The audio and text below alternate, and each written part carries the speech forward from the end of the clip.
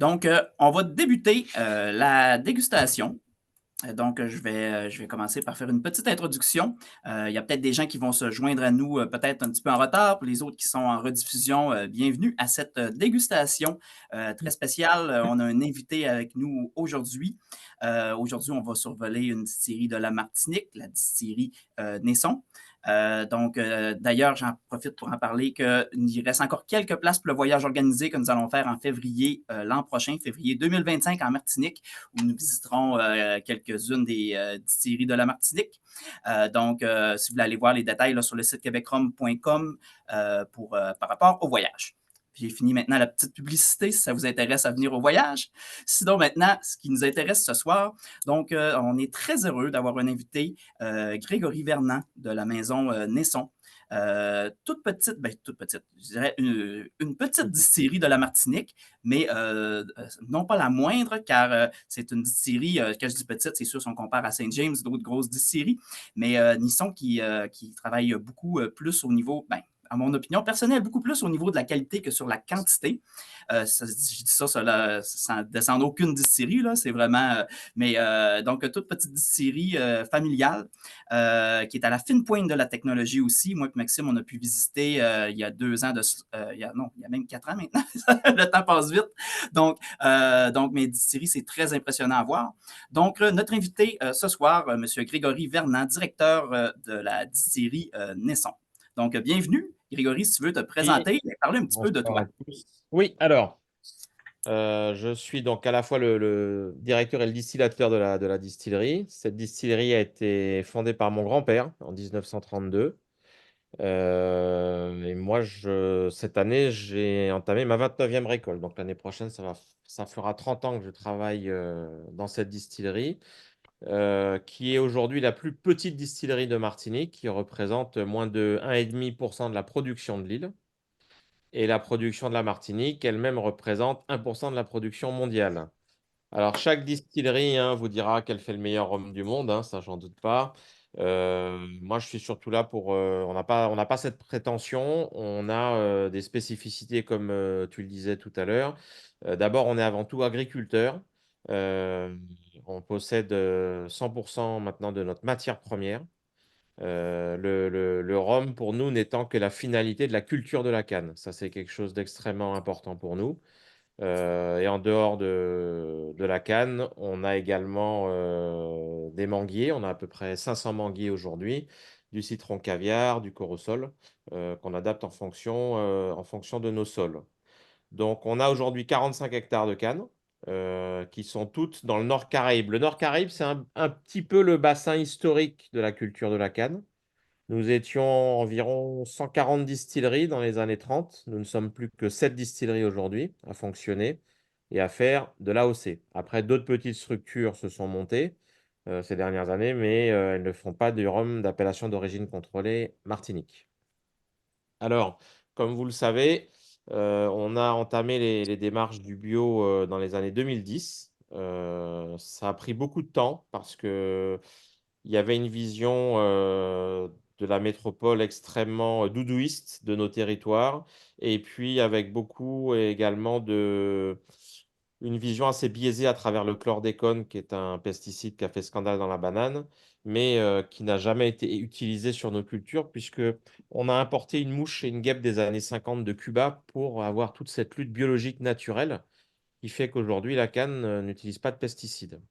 Même si aujourd'hui, on a un retour de petites bébêtes, parce qu'on a laissé tomber un petit peu ces cultures. Et on a un charançon qui est en train de revenir depuis 2 ans, qui avait disparu depuis les années 40 ou 50. Voilà, donc il faut prendre le bon côté des choses. Ça permet de réouvrir ces bouquins et de voir comment est-ce qu'on peut ralentir un petit peu tout ça. Que vous dire d'autre sur cette distillerie? Pas grand-chose. Aujourd'hui, 50% de notre production est encore vendue sur l'île. C'est pour nous extrêmement important que la moitié reste chez nous. On a depuis une dizaine d'années ouvert la distillerie un petit peu à l'œnotourisme, mais la structure est très petite. Donc on a eu beaucoup trop de visiteurs à un moment. On est monté jusqu'à 60 000 visiteurs par an avant le Covid. Et on s'est fixé de ne pas dépasser 20 000 maintenant. Donc, par exemple, il n'y a plus de bus. Il n'y a plus de groupe, sauf demande exceptionnelle, mais on fait en sorte que les visites restent assez familiales, on va dire. Voilà. Donc, on a refait tout un système de panneaux, de signalétique. On a été chercher quelqu'un du Canada pour nous faire ça. C'est à Montréal, qui a une belle expérience des parcs nationaux. Et puis, je trouve que c'est toujours sympa quand on est une petite île et qu'on est loin. C'est aussi important d'avoir d'autres visions, des visions de territoire beaucoup plus grands. Ce qui fait un grand rhum, un grand vin, c'est d'abord l'ouverture d'esprit et l'assemblage. Moi, je crois à l'addition de différentes cultures. En général, je trouve que ça donne des belles choses. Voilà. Alors, concernant le bio, que vous dire d'autre? On n'est pas forcément des ayatollahs du bio. Je crois simplement au bon sens. Quand on me donne des bidons avec des têtes de mort, on me dit que c'est pas dangereux pour la santé. Bon, je me pose un peu de questions, mais je n'irai pas dans l'autre extrême. Je vais pas attendre un chakra ou il y a aussi d'autres choses qui rentrent chez nous. N'oubliez pas que vous avez un désherbant magique qui s'appelle l'hiver naturel. C'est un glyphosate merveilleux parce que 7 mois ou 8 mois par an, il n'y a rien qui va pousser, qui va fleurir. En Martinique, un jour de retard, c'est 300 kilos en moins de canne à l'hectare, ça fait 12 tonnes par jour de retard. Donc c'est quelque chose qu'il faut essayer de bien maîtriser. Et malheureusement, bah, des petites îles comme nous, on est un petit peu éloigné de toutes les grandes structures. Et c'est vrai que ça n'intéresse pas forcément des gros constructeurs de travailler sur des machines autonomes, sur des robots. C'est un long travail. Mais on est déjà assez têtu, donc on ne baisse pas les bras. Et régulièrement, on va en Europe. On a beaucoup plus de mal avec les États-Unis par rapport aux normes, malheureusement, puisque l'Europe nous impose des normes européennes. Mais petit à petit, ça commence à faire son chemin. Voilà. Et puis, il ne faut pas oublier que ce qu'on appelle aujourd'hui le bio, mon grand-père, il appelait ça le bon sens. Donc, il y a quand même quelques bonnes, des fois, recettes à reproduire, à reprendre. Voilà. Donc, on a aujourd'hui 95% de notre production, c'est du rhum blanc. Euh, on n'a que 850 barriques, naissons. Le plus petit après nous, je crois que c'est 5000. Et on passe après rapidement à 15, 20, 30 000. Je ne sais pas si vous connaissez la distillerie Foursquare à Barbade. Richard, qui est un ami, j'ai été le voir au mois de novembre et je lui dis, allez, montre-moi ta nouvelle salle. Et il me dit, ah non, Grégo, je ne peux pas te la montrer parce que ça va te faire trop mal au cœur. Et juste dans son nouveau chai, ils ont 15 000 barriques. C'est un produit que j'adore. J'aime beaucoup ces rhums. Je trouve que c'est quelqu'un qui a une super approche de l'origine des produits, du terroir. C'est assez important. Voilà. Je suis là pour répondre à vos questions également. Je ne suis pas là pour faire un monologue, hein. Ouais, ben, J'ai pas fait e-commerce, je suis désolé. on a vu justement la sortie en trio avec, vu que tu parlais de Foursquare, avec Oui, Hampton aussi, on a vu, oui. je pense que c'est dans les derniers jours, je pense, c'est tout récent, non? En fait, ça fait un moment que c'est dans les tuyaux. On s'est rendu compte avec Richard que les petites distilleries familiales, on est qu'à 40 minutes d'avion et on se connaissait absolument pas en fait. Il y a vraiment la culture, n'oubliez pas, des ex-colonies britanniques, du Commonwealth, et puis la culture des ex-colonies françaises finalement. Et troisième partie qui sont les Dutch, mais qui eux n'ont pas de rhum. Et puis, à force d'être ensemble sur les salons, on a beaucoup échangé, sympathisé. C'est des gens que je respecte beaucoup de par leur travail. Je vous parlais tout à l'heure de différence. C'est pas parce qu'on fait un rhum de mélasse ou un rhum agricole que l'un est supérieur à l'autre. Ça n'a rien à voir. Et on s'est rendu compte que finalement, même s'il a plus de barriques que moi, on avait à peu près les mêmes problématiques par rapport à des grands groupes, par rapport aux législations. Comment est-ce que des petites structures comme nous pouvaient se faire entendre? Et donc, l'idée, ça a été, alors on ne va pas révolutionner le monde, hein, loin de là, mais de se réunir de temps en temps. On va pas venir débarquer avec nos valises à Bruxelles, hein, on va rester à la porte, on ne nous ouvrira pas la porte, mais ça permet quand même entre nous d'échanger et de sensibiliser un petit peu nos élus locaux, leur dire, voyez, il n'y a pas que euh, qu'en Martinique, il y a aussi le bassin caribéen qui rencontre ce type de problème. Voilà. Donc, l'idée, c'était de faire un rhum blanc au départ. Pourquoi un rhum blanc? Parce qu'en fait, en Martinique, on boit très peu de rhum vieux. Euh, nous, la culture chez moi, c'est le rhum blanc. Tout est prétexte pour en boire. Quand Jeff arrive, on en boit un. Quand je suis triste, quand je suis gai, quand j'ai soif pour ouvrir l'appétit. Enfin, voilà. Le rhum vieux est arrivé il y a vraiment, je dirais, une 15 ou 20 ans. Ça a beaucoup aussi été un mouvement des fanats du whisky qui se sentaient un petit peu déconnectés par rapport au prix, qui sont arrivés là-dessus. Mais autour de moi, mes amis, c'est 99% de blanc. Voilà.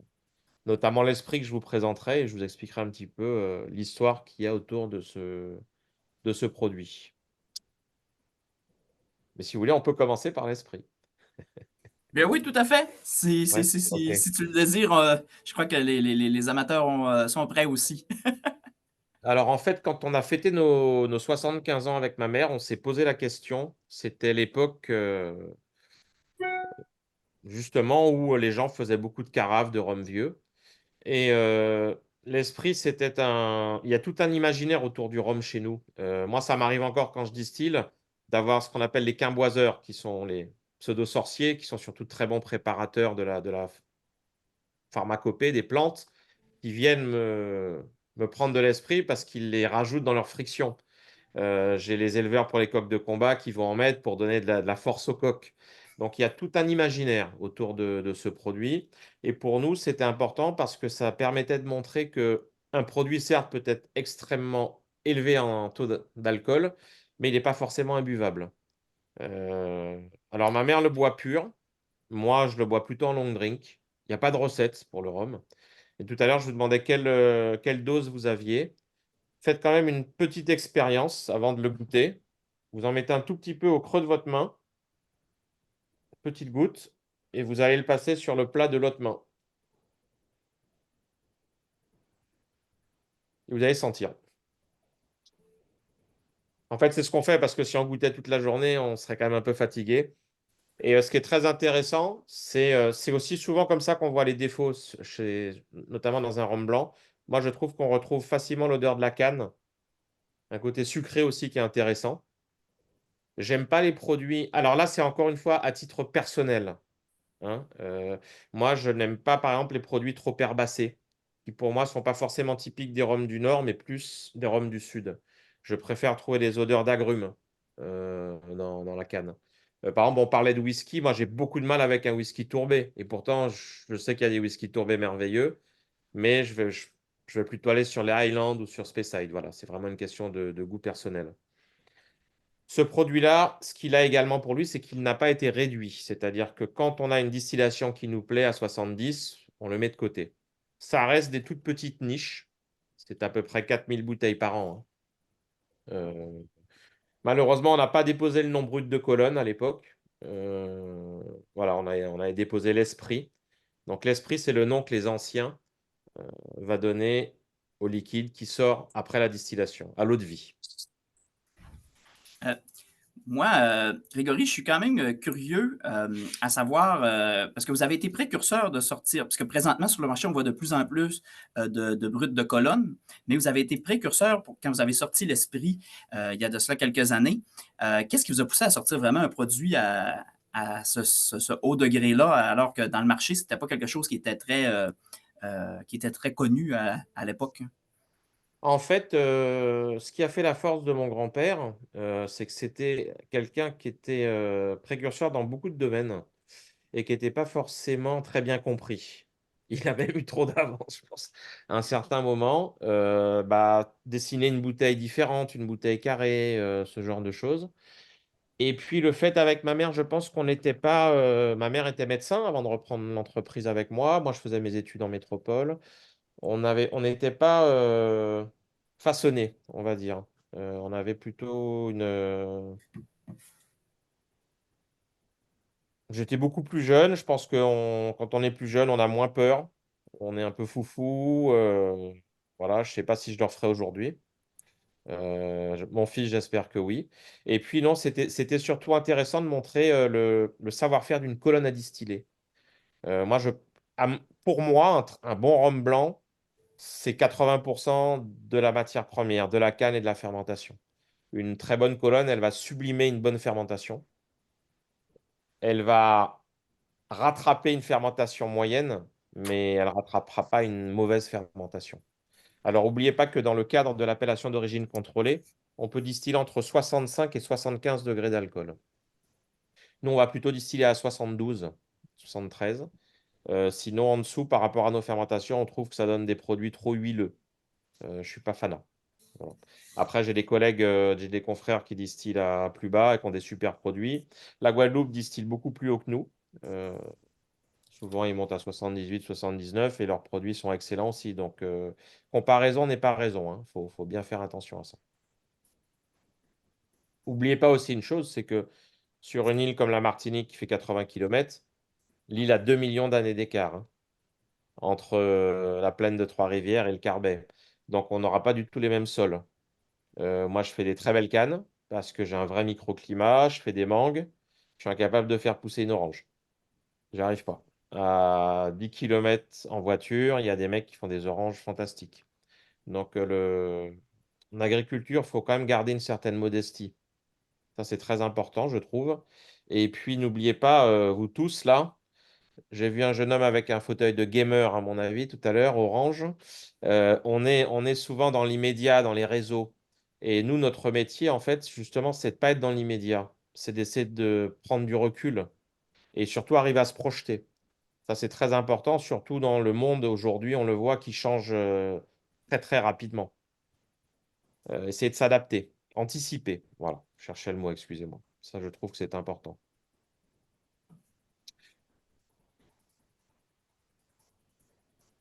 Petite question, si vous me permettez. Grégory, tu as parlé de boire ça en cocktail, qu'il n'y avait En pas de long recette, drink, mais en long drink. Donc, tu ouais, l'as moi, fait avec quoi? alors, ce qui est intéressant, je trouve, avec les rhums agricoles, c'est que tu as beaucoup d'alcool blanc. S'ils ne sont pas vieillis, ils sont compliqués à boire. Et beaucoup d'alcool blanc, on va rajouter énormément de sucre, énormément de glaçons pour relever un peu le goût, très souvent. Ou un jus quelconque, etc. Euh, Moi, ce qui me permet, moi, je vais rajouter un demi-citron, comme un espèce de daiquiri allongé. Mais l'avantage de mettre des glaçons, c'est que ça va quand même couper un peu mon produit, mon brûlant. Ça va me permettre de mieux en profiter. Bon, alors, quand j'en bois deux le dimanche, je vais faire la sieste, hein, mais moi, je l'aime bien. Je trouve qu'il y a une vraie odeur de canne qui est intéressante. Voilà. Et anti-punch?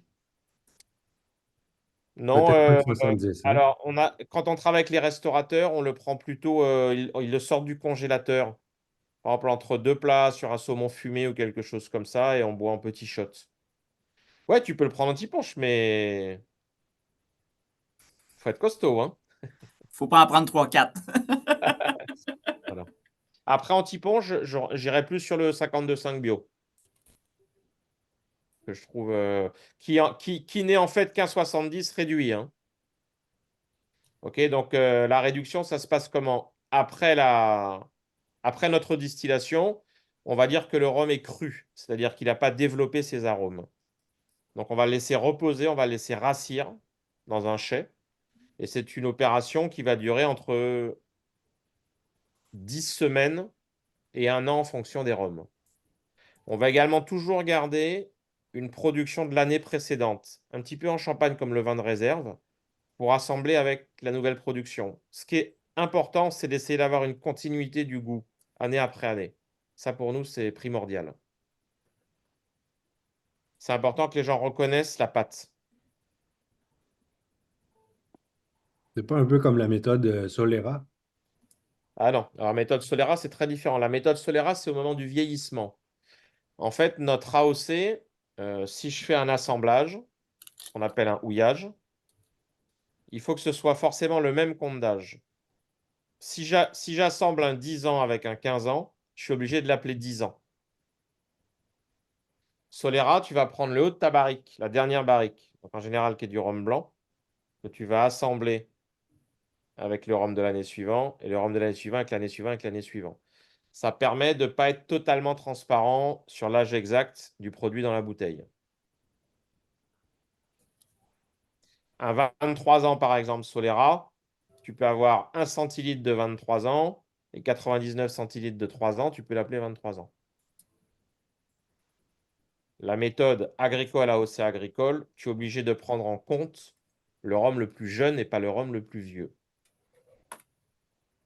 Ou alors, tu vas faire un assemblage, par exemple, qu'on appelle un XO, Extra Old, qui est de 6 ans minimum. Mais là, ça va te permettre de jouer sur des millésimes.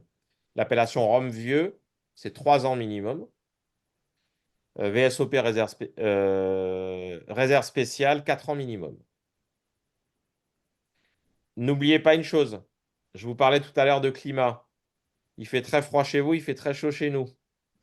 Un an de vieillissement en Martinique, ça équivaut à peu près à 2 ans et demi, 3 ans dans le cognac ou le whisky. Nous, quand on embouteille notre XO, on a déjà perdu 40% de la production en évaporation. Donc, tout le jeu, toute l'importance du maître de chai, ça va être de garder ce que les Américains appellent the balance, cet équilibre en fait entre le fruit et le bois. Ça va être extrêmement important. C'est pas parce qu'un produit est resté. Encore une fois, c'est mon opinion, hein. Je ne suis pas Dieu et je ne parle pas pour toutes les marques. Moi, je trouve que il ne faut pas faire de corrélation entre le nombre d'années dans un fût et la qualité d'un produit. Si ton fût est pourri, ton produit sera pourri.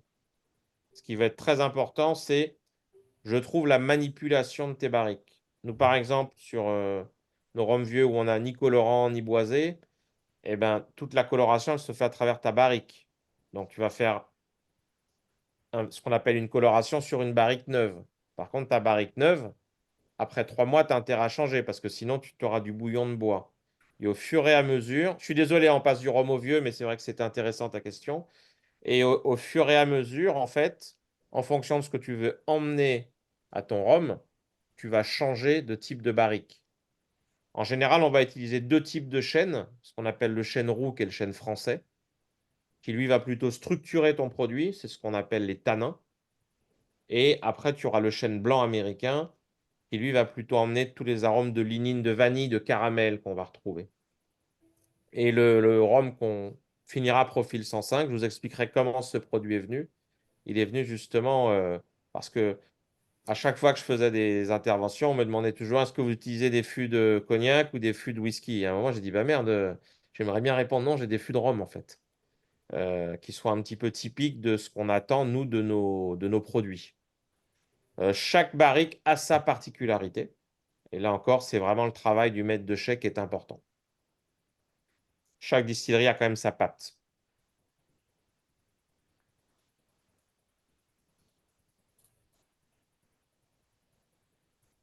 On passe au 52,5 bio ou pas?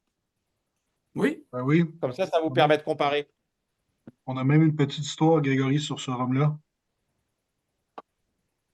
Sur On lequel? est, on est débarqué, moi, Pierre-Olivier et Baptiste, en 2018. On est allé au Rumfest Paris.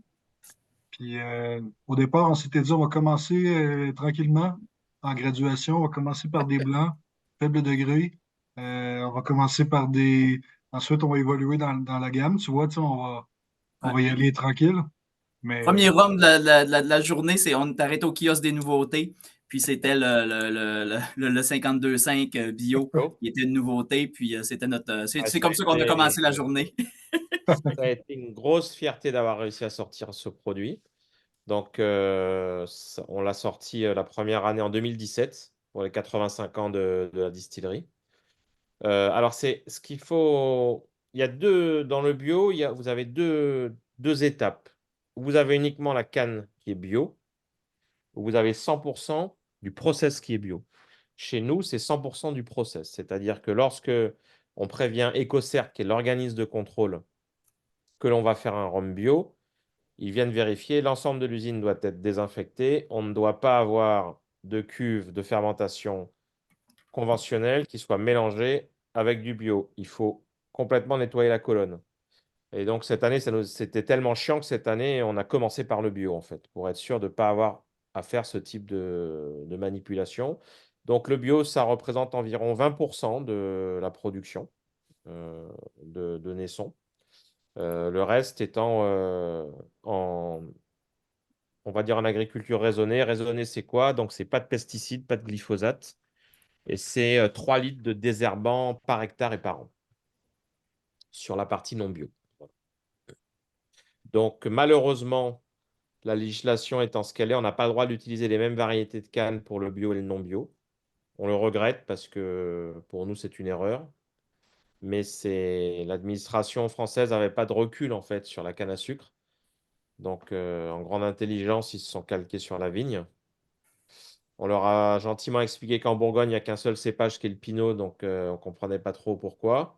Ils nous ont répondu oui, mais ils ont deux structures commerciales. Donc, deux structures commerciales, on n'a pas voulu le faire. On trouve que c'est important de rester quand même transparent, surtout aujourd'hui, dans le monde d'aujourd'hui. Je pense que c'est important d'être honnête envers les gens.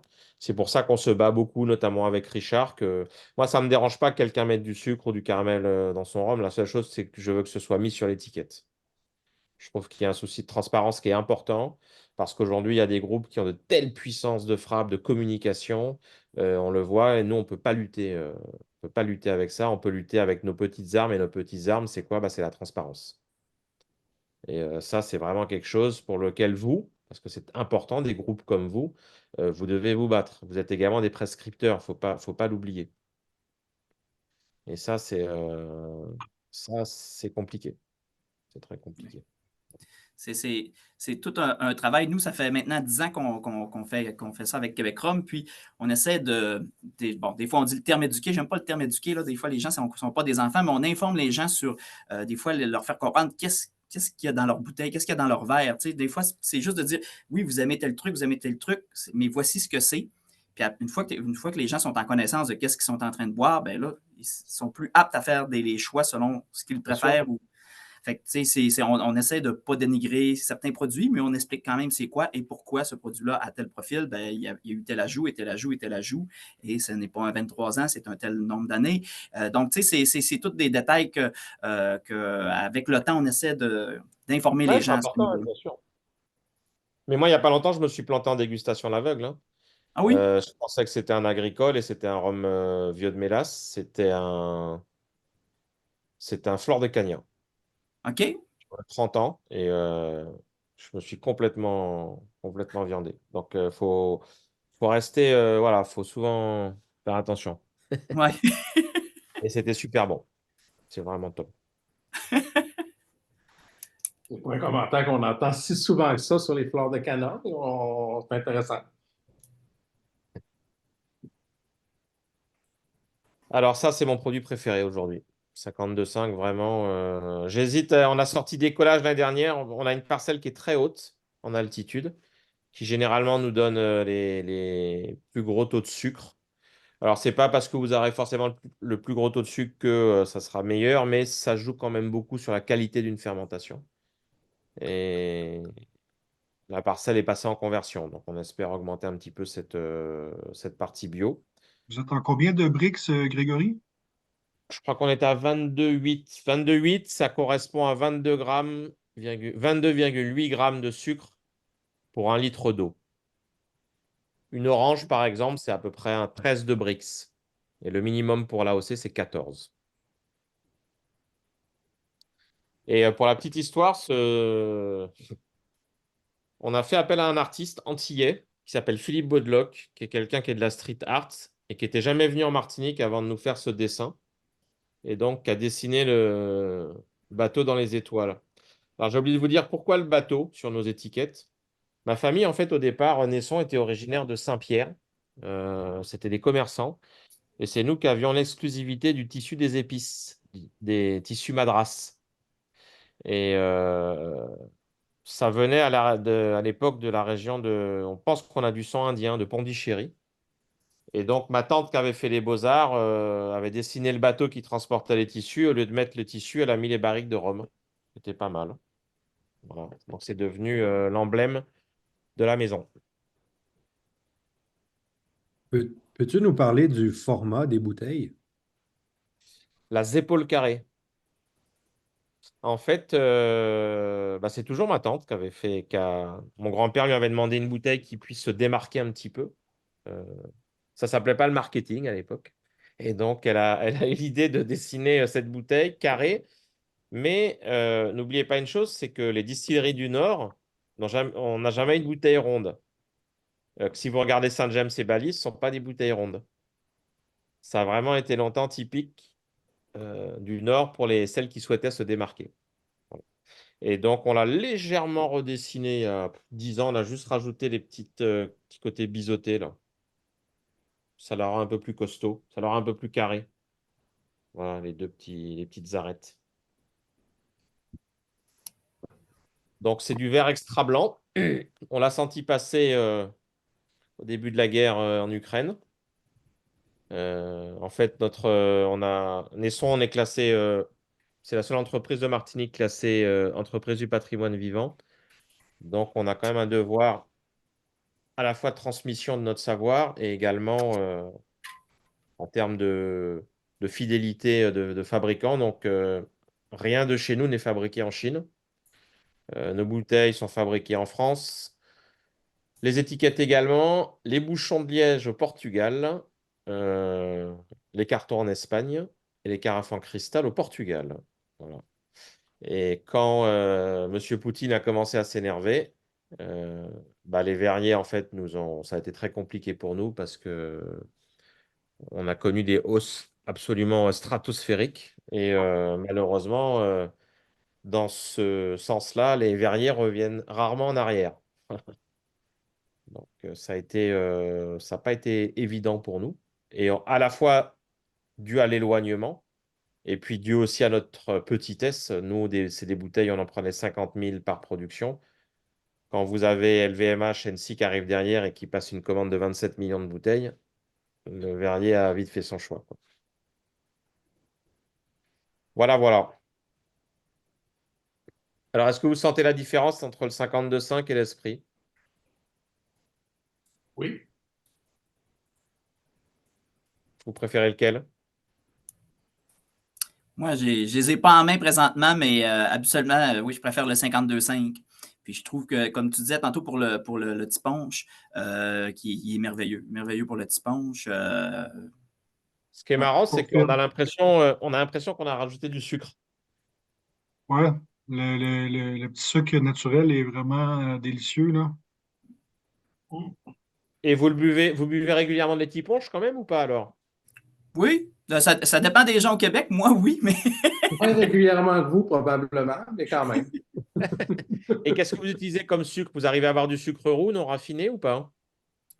oui, dans certaines épiceries fines, on est capable d'en avoir, mais c'est plus difficile, là. Souvent, Compliqué. ça va être d'autres types de sucres qui vont être utilisés. Ou certains sirops, c'est ça, Moi, j'ai la d'assaisonnement. chance d'avoir des amis en Guadeloupe, alors on m'en rapporte régulièrement. Et avec du rhum aussi, mais là, c'est l'origine qui est un peu Ouais. différente. Non, non, ils ont de très très beaux produits sur la Guadeloupe. Et Marie-Galante également. J'y étais il n'y a pas longtemps. Super. Si vous avez l'occasion, dans votre voyage, c'est intéressant de faire 2 îles. Je sais que c'est compliqué, mais ça permet de voir quand même sur des distances aussi petites c'est un peu comme Bordeaux et la Bourgogne, quoi, ou la vallée du Rhône. Et puis c'est sympa parce que chacun est très chauvin. C'est un peu comme les équipes de foot, quoi. Même entre les distilleries, on a connu aussi, en visitant plusieurs distilleries, on se rend compte de la différence entre chacune, puis tout le monde est très fier de ce qu'il apporte comme travail, puis Ouais. l'île est fantastique aussi au niveau de la végétation, tu le disais, là, c'est vraiment spécial de passer du nord au sud en passant par le centre. La Guadeloupe est plus, j'allais dire, plus diversifiée parce qu'elle est plus grande. Je trouve que l'île est plus belle sur beaucoup d'aspects. La Suresté est plus sauvage. Les gens sont un peu plus durs que chez nous.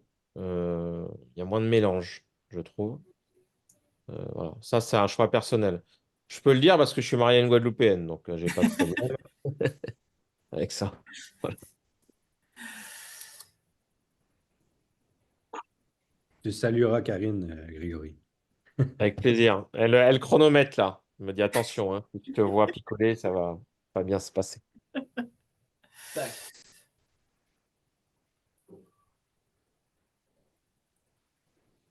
Alors, le profil, ça c'est une belle histoire. On fait, je vous expliquais tout à l'heure que on me demandait toujours l'origine de mes fûts.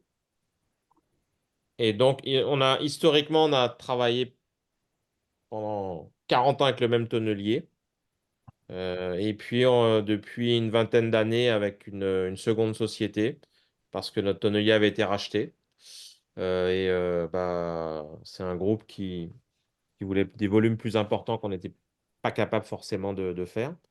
Et donc, quand on a commencé à travailler avec lui, on a, sur cette idée d'utiliser de la barrique neuve et que ce soit une barrique de rhum, on lui a expliqué un petit peu ce qu'on recherchait en fait, au niveau des arômes, etc. Et donc, il nous a proposé une vingtaine de chauffes. Alors, une chauffe, c'est quoi?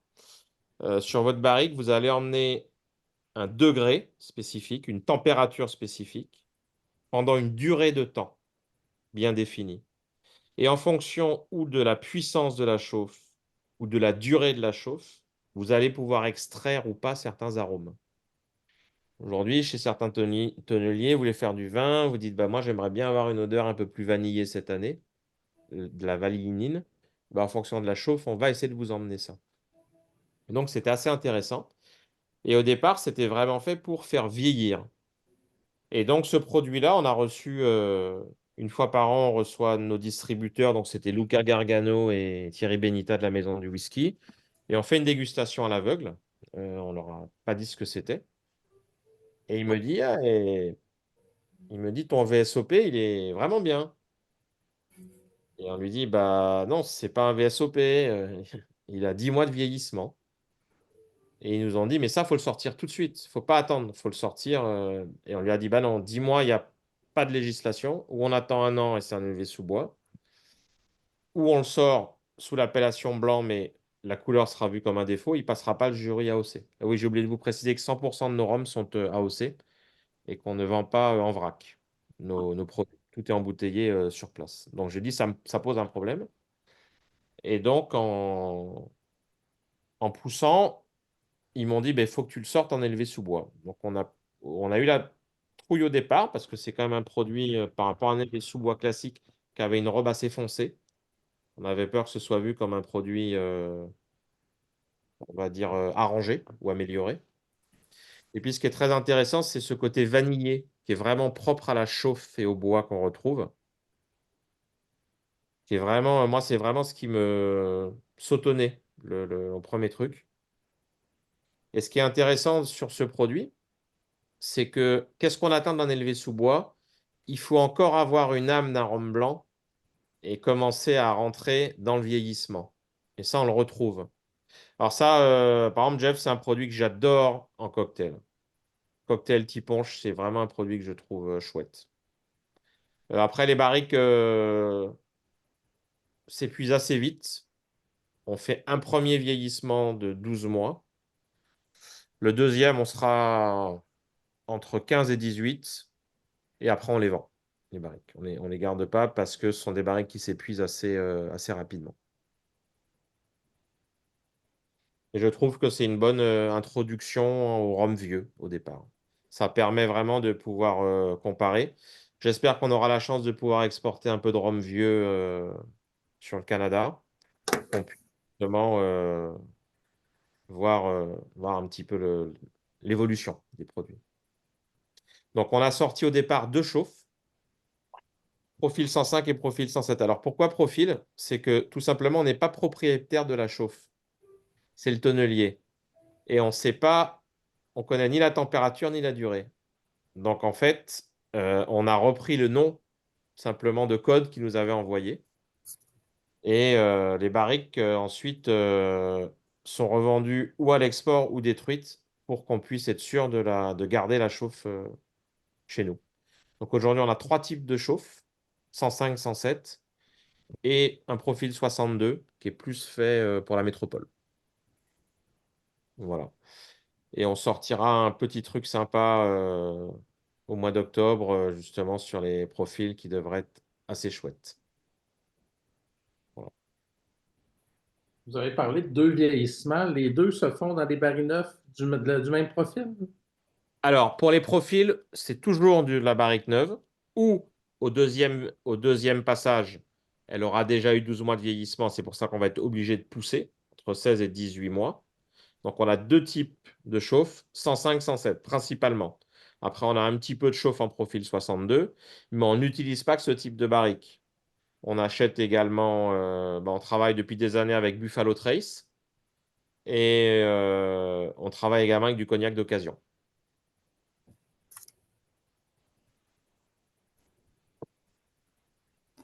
Puis, si je ne me trompe pas, Grégory, vous avez fait aussi certaines expérimentations là, récemment. Vous aviez sorti, je pense que c'était seulement disponible à la distillerie, mais un brut de fût vieilli dans un baril de tequila, je ne me trompe pas.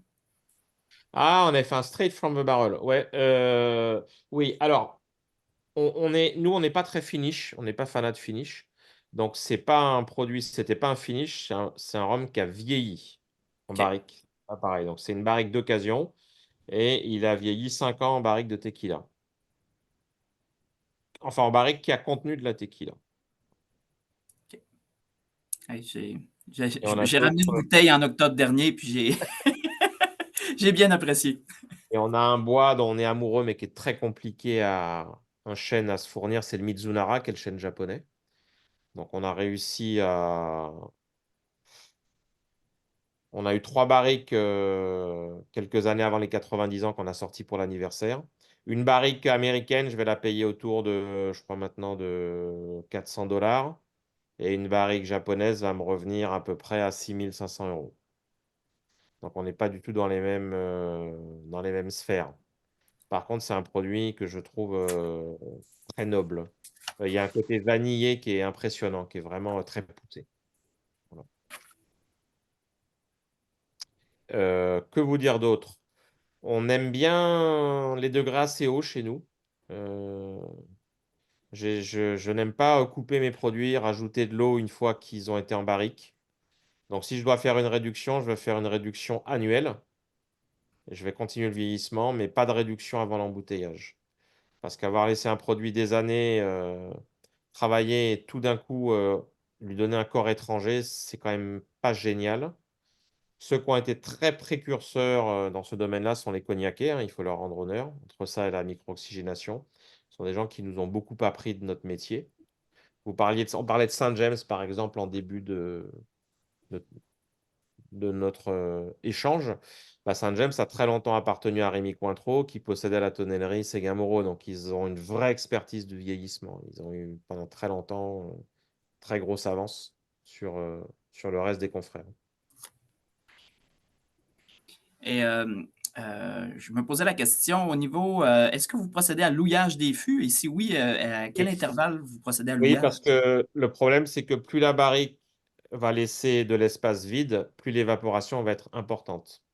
Ça nous permet également, parce que ça nous arrive de perdre des barriques. Euh, Vous parliez du houillage. La première année pour le houillage pour la barrique japonaise a été compliquée parce qu'on en avait que 3. Et c'est un bois extrêmement poreux. On a perdu à peu près 20% sur la première année de. Ouais, les anges chez nous sont assez gourmands. Et n'oubliez pas une chose, c'est que je vous disais qu'on avait des cannes sucrées. Pourquoi? Parce qu'on est dans la commune la plus chaude de l'île. Donc il y a aussi un retour de bâton là-dessus. Oui, le houillage, on a un houillage minimum à l'année. Bah, c'est marrant que vous me dites ça parce que là, en fait, je suis dans le labo et avant qu'on discute, j'étais en train de regarder la disposition de mes barriques. Vous voyez, on est en train de travailler avec le maître de chai parce qu'on essaie régulièrement de. Ce qui est important aussi, c'est de pouvoir goûter régulièrement.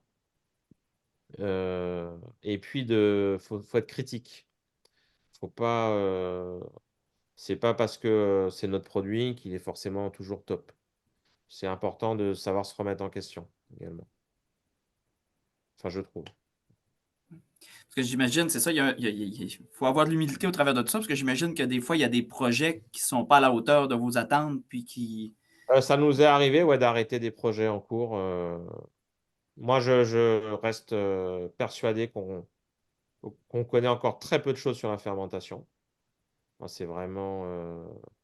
Si par exemple, moi, ce qui m'impressionne sur une poire William, par exemple, au nez, on a l'impression que c'est de la poire. On a envie de la manger. Et très souvent en bouche, on ne retrouve pas ça, en fait. Et ça, je trouve que c'est vraiment. Donc, faut absolument pas sous-estimer la partie matière première, fermentation et distillation. Après, un très bon rhum vu en toute petite quantité, c'est un peu comme Instagram, hein. On va se mettre des maquillants.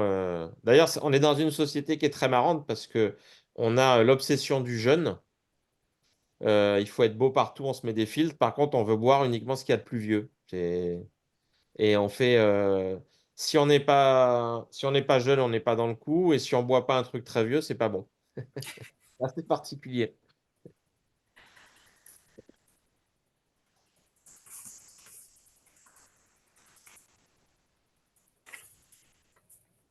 Vous avez parlé de la fermentation. Est-ce que vous avez des spécificités sur les levures que vous utilisez? Alors, il y a une vingtaine d'années, on a commencé à travailler avec Emmanuel Bourguignon, avec son père, qui ont été un peu les précurseurs sur l'étude des sols dans les grands domaines de vin. Et quand ils sont venus, on était un peu inquiets de. Je trouvais qu'il y avait moins de papillons, enfin de la vie animale chez nous. Ils sont venus et ils nous ont sensibilisés justement à l'importance des levures. Donc, on a récupéré une dizaine d'échantillons d'ADN de nos champs de canne et on a sélectionné 2 souches de levure en fait qui sont fabriquées à Bordeaux, qui sont des souches propres à notre terroir. Donc, on l'utilise pour à peu près 50%. Et pour le reste, on utilise de la levure de boulangerie, de la levure neutre. Je n'utilise pas de levure œnologique. Je trouve, encore une fois, ça ne reste que mon avis, ce sont des levures très bien quand on veut faire du rendement de l'alcool, mais je trouve que ça a tendance un peu à uniformiser le goût. C'est plus une levure de rendement.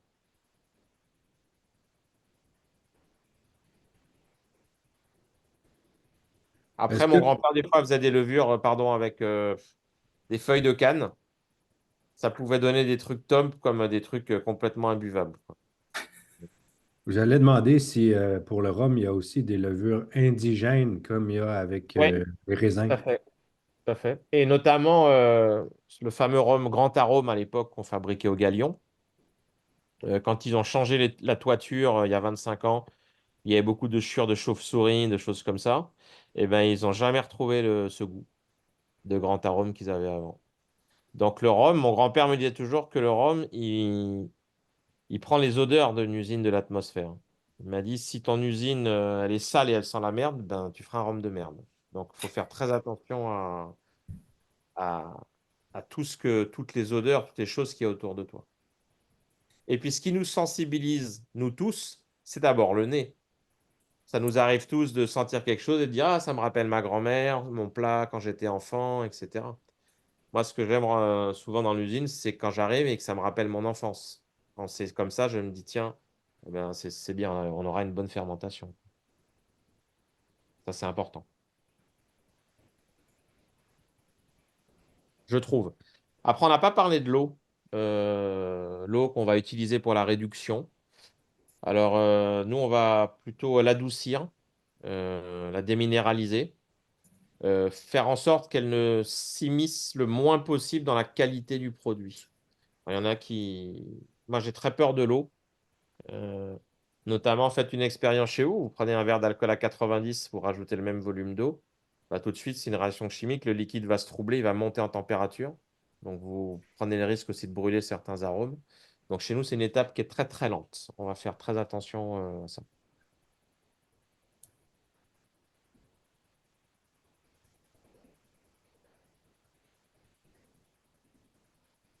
On n'a pas beaucoup d'occasions de pratiquer avec de l'alcool à 90% par chez nous, mais On en a. Alors, pendant le Covid, on a distillé un petit peu, en fait, pour les hôpitaux. Mais ça ne servait à rien de monter trop, puisqu'en fait, la base de l'alcool, pour faire les préparations, il faut qu'il soit à 70 degrés. L'avantage, par contre, de distiller un peu plus haut, c'est que ça a éliminé certains arômes. Mais notre colonne peut monter à 87, 88, mais 90, elle n'est pas faite pour ça. Et on n'a pas assez de plateau et on n'a pas assez de hauteur. C'est une vieille dame qu'il faut savoir. Attendez, je vais vous montrer quelque chose. Ah, tac.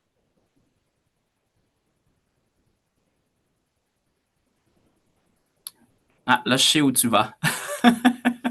On est dans la distillerie. Et là, on la voit.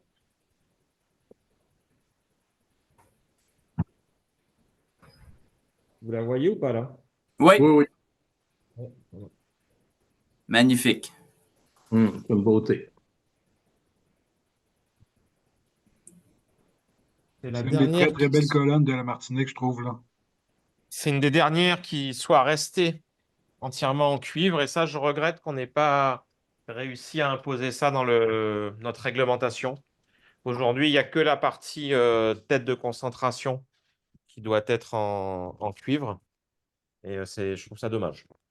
D'abord parce Ouais. que le cuivre a quand même un pouvoir d'échange qui est beaucoup plus important que l'inox. Mais pour des questions économiques, il fallait aussi penser à tout le monde. Elle a quelle année déjà, puis combien de plateaux, Grégory? Alors, en épuisement, on a 15 plateaux, qui est le OK. minimum, et en concentration, 6 plateaux. Et je crois que le minimum, si je me souviens bien de mes cours, c'est 5. C'est une petite colonne, hein, elle est toute petite. C'est pas une nerveuse, voilà, c'est pas la plus performante de par la conception des calottes, de par des plateaux, mais ça nous convient très bien.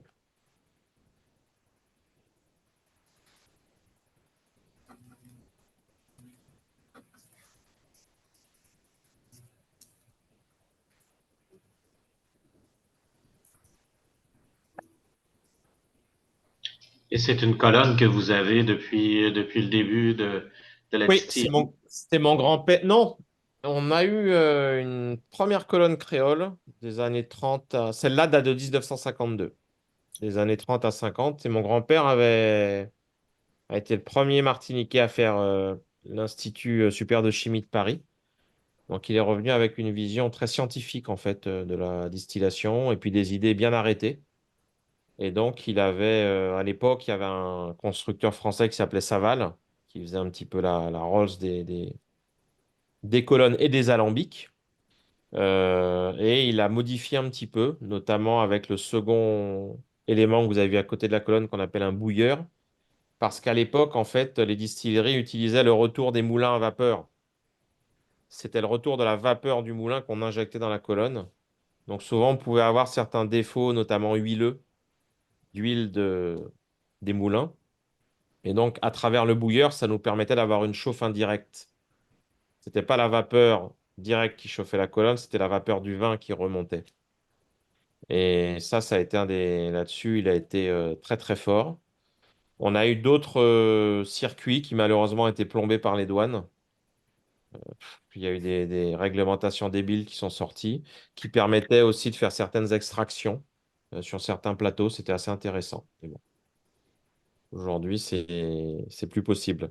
À l'époque, beaucoup de gens l'utilisaient notamment pour pouvoir répondre aux normes du Canada en termes de carbamate. Ça permettait d'extraire. Et en fait, l'extraction n'est pas autorisée dans le rhum agricole de la Martinique.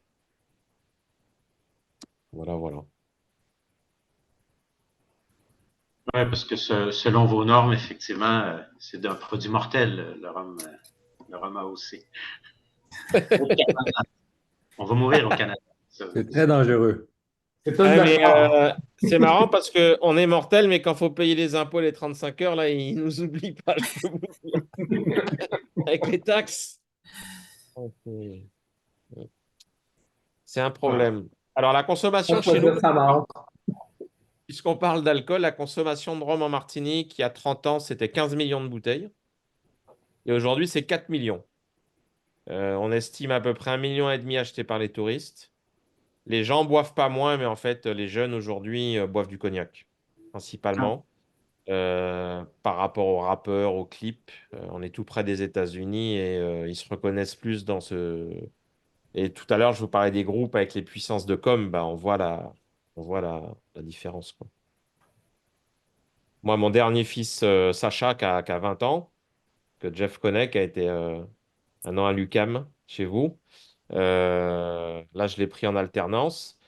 Et en fait, j'ai un souvenir quand il avait 18 ans où il sortait avec des copains et il me dit, Papa, est-ce que je peux prendre une bouteille d'Ency? Je dis, bah non, Ça serait sympa que tu prennes une bouteille de rhum quand même.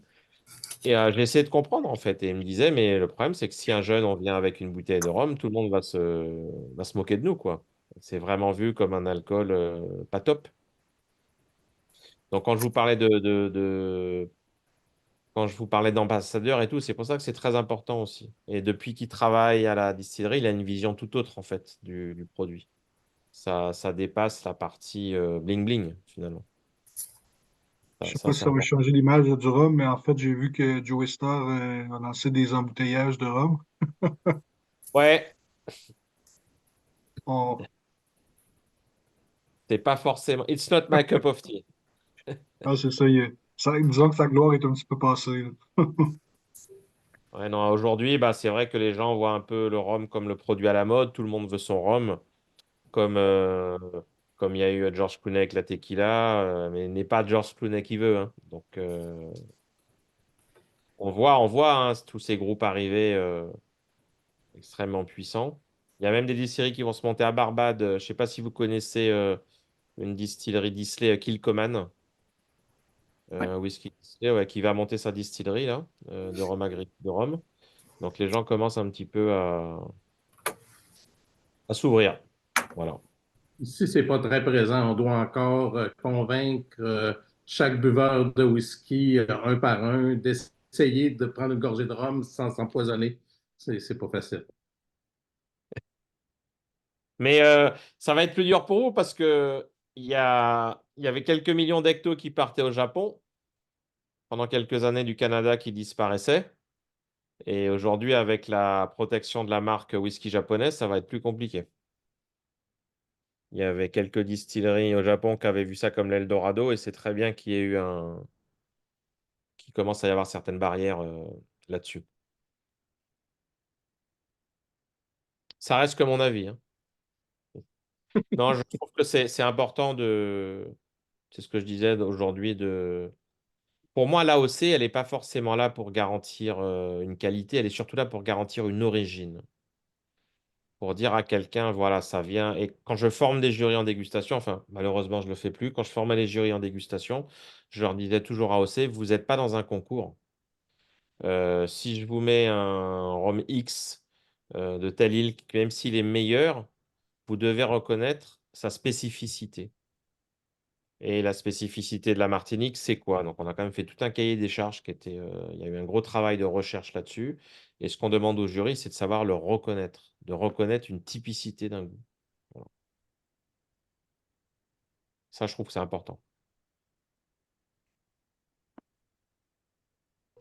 Et toi, donc, ça veut dire que tu y arrives. Donc, si on prenait, par exemple, la Guadeloupe qu'on nommait tout à l'heure, tu arriverais à déterminer la typicité, en fait, qui serait pas Martinique, qui serait plus Guadeloupe, ou ça? Ça m'arrive de me planter. Ça m'arrive de me planter beaucoup plus maintenant qu'avant. Parce que je trouve que les produits.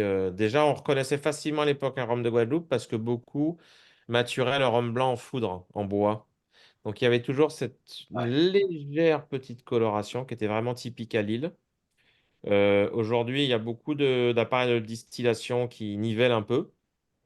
Alors tout à l'heure, je disais que je m'étais planté sur le 30. Par contre, il n'y a pas longtemps, j'ai reconnu un vieux rhum, mais je pense que c'était plus la mémoire du goût, en fait, des arômes, que de dire ça c'est telle maison, telle maison. Euh, Je dirais que pour moi, Biel est le plus martiniquais des rhums guadeloupéens. J'ai beaucoup de mal à l'aveugle. Pour moi, souvent, c'est un agricole de Martinique. Après, il y a des maisons qui sont quand même assez typées, qu'on reconnaît, quoi. Ouais, parce que ça doit pas être évident d'aller chercher les goûts de cette, en tout cas, la typicité pour Alors, avoir je vais l'AOC. plus le reconnaître au nez, je vais plus le reconnaître au nez qu'en bouche. Ah, d'accord. Bouche, il y a quand même l'aspect brûlant. Quand on n'arrive pas à faire vraiment abstraction. Surtout si on reste dans les anciens degrés 59. Qui sont les degrés historiques, ou 62 du sud de l'île. C'est différent. Vous savez pourquoi c'est 59 degrés, les degrés historiques de Marie-Galante, non? Et 62 en Martinique, non? Parce qu'à l'époque, en fait, on n'était pas encore en colonne créole. On était en alambic. Les alambics du père là-bas. Et le degré maximum auquel on arrivait à sortir sur Marie-Galante, c'était 59 degrés. Et en Martinique, c'était 62. Et c'est pour ça que pendant très longtemps, ça a été les degrés historiques de nos îles, en fait. C'est intéressant. La première fois, Après, je les l'entendais. degrés, après, les degrés ont tendance à baisser. Moi, par exemple, honnêtement, si je devais supprimer un produit chez moi, je supprimerais le 50. Mais c'est mes plus grosses ventes. Il y a 20 ans, c'était ma plus faible vente. Il y a 20 ans, ce que je vendais le plus, c'était le 55. Je trouve que Il y le a une 50, on tendance un a petit peu sur limite les du degrés volume plus d'eau. élevés. Est-ce que ça, Ah tu oui, remarques qu'il y a une tendance là-dessus sur même les finishes, on en parlait tout à l'heure, c'est comme des tendances, justement. moi, je trouve qu'un rhum à haut degré, on voit plus facilement les défauts. C'est plus intéressant. Un rhum à plus bas degré, bah, ça aura tendance à lisser le produit. Encore une fois, c'est mon avis, hein.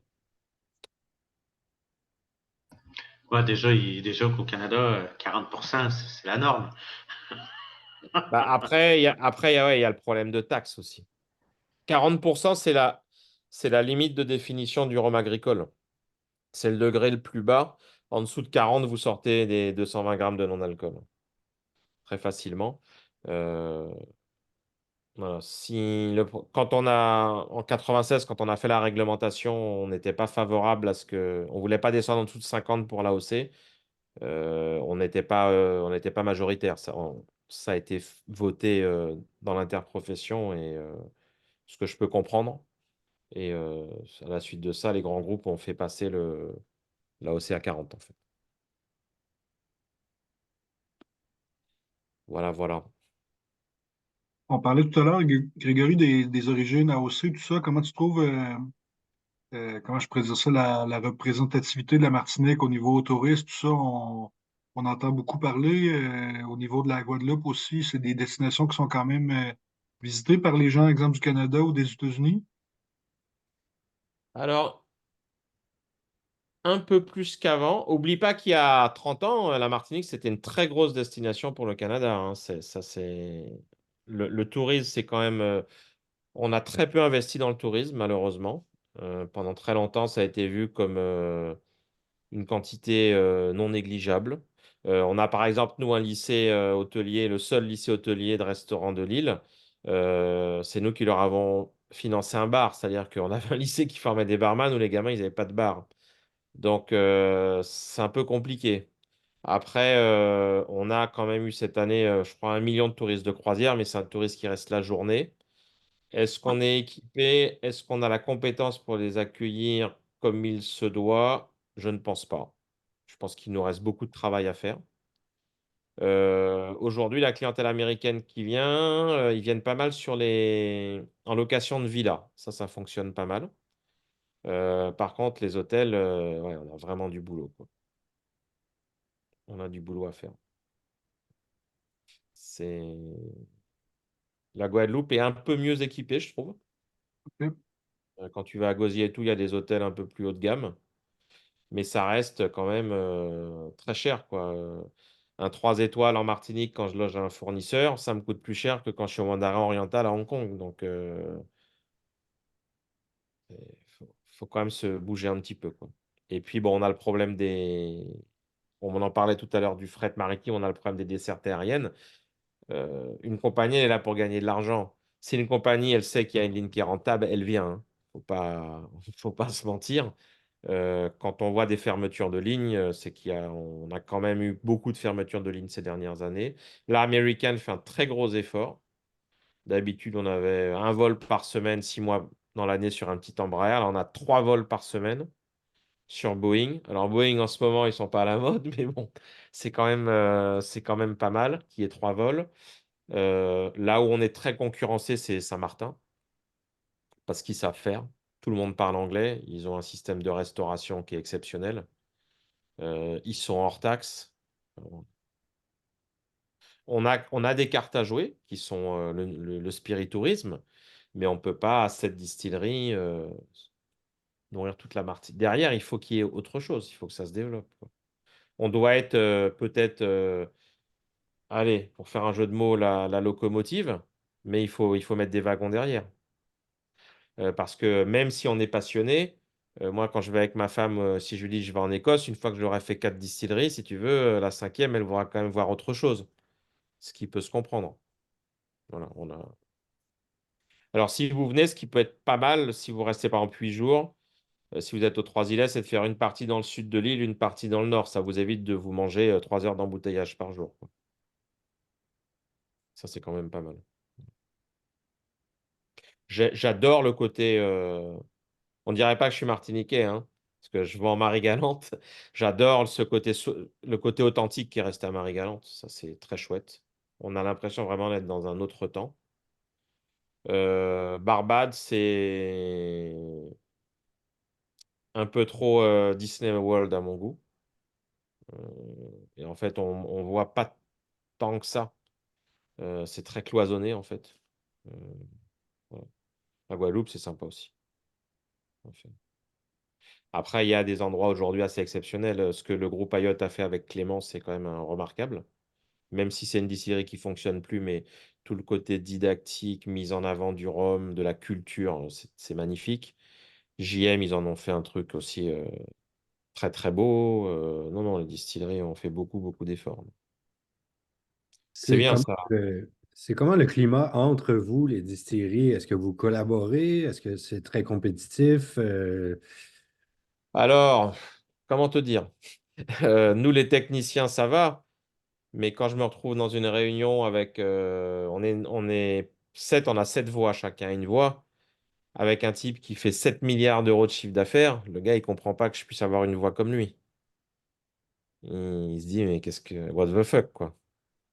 Donc, bah, c'est pas évident. Et puis, la vision est pas forcément la même des choses. On a des fonds d'investissement qui sont là, le retour, il doit être rapide. Tu vois, même si la sangria est à la mode, Mouton Ranchfield, ils vont pas faire de la sangria. Bah, il y en a, si le rhum arrangé est à la mode, bah, on va faire un rhum arrangé. Parce qu'on sait que ça rapporte tant à une période donnée. Et ça, je trouve qu'en Guadeloupe, ils ont gardé plus. Bah, d'abord, il y a plus de maisons familiales. Donc, ils ont gardé un petit peu. Ils s'engueulent entre eux, mais ils savent faire front. Après, quand on a un problème à l'international, on a une interprofession qui est bien, qui sait faire front. Quand il y a eu le problème, vous parlez du problème des rhums sucrés, par exemple. On était à 40 grammes, 50 grammes. On aurait voulu réussir à 10 grammes, mais on n'a pas réussi. On s'est arrêté à 20. Mais si on n'y avait pas été tous ensemble, on n'aurait pas pu faire passer cette réglementation-là. Ouais, même 20, moi, je trouve que sans entre 15 et 20, ça aurait été un sweet spot, là. Mon avis Ouais, mais personnel, là. quand tu vois que certains produits ont de la glycérine qui est interdit en Europe, dans les produits pour épaissir le produit, et qu'en face, bah, Bruxelles signe des quotas miniers, tu peux rien faire. Tu es dans un autre monde. Nous, un coupeur de canne chez nous, il est payé 38 euros la tonne de canne coupée. Tu vas à Saint-Domingue, il est payé 1 dollar la tonne. Euh, Quand ça arrive sur le marché européen, c'est une puissance de frappe de ces mecs-là qui est phénoménale. Ouais. On ne peut pas lutter. C'est un peu David contre Goliath, hein. Ouais, mais David, il a fini par gagner. Donc, C'est bon. faut être Ouais, patient. puis il y a des choix qui se goûtent qui se goûtent dans le verre aussi, là, puis peut-être pas pour le commun des mortels, là, mais pour, tu sais, je pense qu'on peut se flatter de déguster suffisamment, puis de faire suffisamment d'éducation pour que la majorité de nos membres puissent faire des distinctions. Ouais. Oui, et À puis 20 moi, je grammes, trouve. à 20 grammes, on le sent. On- Oui, mais ce que je Sur le trouve palais. quand même bien, c'est que je vois en métropole, je sais pas chez vous, tous les gens qui commencent sur ces produits sucrés, ils se lassent quand même. Et ils Ouais, veulent un peu aller sur autre chose. Donc, je me dis que c'est qu'une étape. ouais, Et puis après, ça évolue. Donc, c'est à nous d'être là à ce moment-là. ouais. Bon, bah, on va s'occuper de vous en février alors. Faut Oui, prévoir le. Ok, ça va être sympa ça. oui, puis d'ici là, si vous avez des caisses de rhum de trop que vous voulez envoyer au Québec, on va s'occuper. Ah, il y a un monsieur là qui a des lunettes et une barbe, faut voir avec lui là. Je prends les commandes, allez. En tout cas, ça a été très agréable d'échanger avec vous. Vous avez, je ne sais pas, j'enverrai à Jeff il vous donnera mon adresse mail. Si vous avez des questions, des choses comme ça, vous n'hésitez pas. Je ne vous répondrai pas forcément dans la minute, mais n'hésitez pas. Ben, je te remercie énormément, Grégory, pour ton Avec temps. grand C'était plaisir. très intéressant. Vraiment. Avec plaisir. Merci Si beaucoup. jamais tu Merci passes au beaucoup. Québec en personne, écoute, fais-nous signe. La ville de Québec, on est très accueillants Ah, mais aussi. Si tu fais signe à j'adore votre pays. Vous avez un pays génial. ouais, on Faut que j'y s'organise un tourne. petit quelque chose en personne. Les gens qui étaient là, ils vont être sur place, évidemment. Donc, n'hésite pas si tu passes dans le coin. Ça va nous faire plaisir de te recevoir. Avec plaisir. On, Merci on prend- beaucoup. on prendra le petit punch avec le sirop d'érable au lieu du sucre. Oui. À bientôt. Au Merci, à revoir. bientôt. Merci. Salut, Merci Grégo. à tout le monde qui était en ligne. Surveillez notre page Facebook. On va annoncer prochainement notre prochaine dégustation en personne qui aura lieu au mois de juin. Dégustation où on fera un petit comparatif de 3 rhums de la Guadeloupe versus 3 rhums de Martinique. Ça va être intéressant. Bien sûr, c'est rien de scientifique. Il y a trop de variantes différentes. On ne pourra pas dire quel est le meilleur, mais ça va être intéressant. On va avoir 2 blancs, 2 ambrés et 2 AV sous bois, puis 2 vieux. Donc, on va vous annoncer ça prochainement. On va vous garder la surprise, mais c'est une dégustation à venir en personne au mois de juin. Donc, on vous revient là-dessus. Surveillez la page Facebook. On annonce les détails prochainement. Donc, Merci merci à beaucoup. tous. Au revoir. Merci beaucoup, Grégory. Merci à tous. Bonne soirée. Merci.